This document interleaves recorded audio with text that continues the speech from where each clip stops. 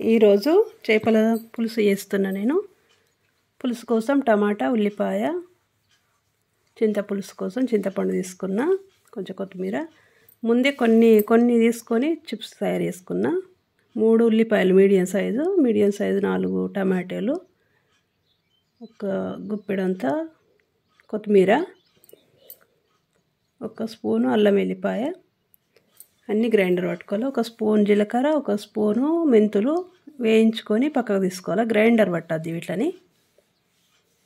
1 spoon కుడకపొడి వేసుకున్న చిక్కదనం కోసం. అన్నీ గ్రైండర్ పట్టుకొని ఇట్లా పేస్ట్ లాగా వేసుకున్నా. చిప్స్ వేయించుకున్నా కదా, అదే ఆయిల్ కర్రీ చేసేసుకుంటా. ఒకరోజు కొడిచిపోతుంది, అది మళ్ళీ వాడబుద్ది కాదు. ఇట్లా మసాలా మనం పట్టుకున్న మసాలా అంతా ఆయిల్లో వేయించుకొని కొంచెం మూత పెట్టి వదిలేస్తే అది మంచిగా వేగుతుంది. పచ్చి పెట్టినాం కదా, దానికోసం వేయించుకున్నాడు. కారపొడి, ఉప్పు, పసుపు మనకు టేస్ట్కి తగ్గట్టు వేసుకోవాలా.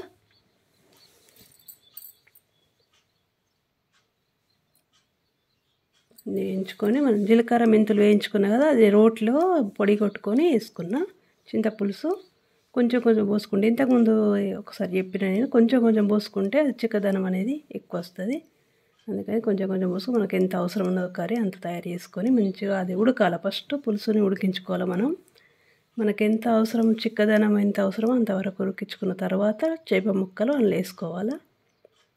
పులుసులో అన్ని చేప ముక్కలు అట్లా వేసుకొని గంట పెట్టి కలపద్దు. ఇట్లా మంచిగా ఊపేసి 5 నిమిషాలు అట్లా మూత పెట్టి ఉడికించుకోవాలి మనం. గంట పెట్టి కలిపితే చేప ముక్కలు అనేది ఇరిగిపోతాయి. కొంచెం ఎక్కువసేపు ఉడికించొద్దు. ఇది మటన్ చికెన్ తీరు ఉడికించొద్దు. చేప ముక్కలు తొందరగా ఉడికిపోతాయి. చేపల పులుసు రెడీ. ఎలా ఉందో చెప్పండి. Chips ready.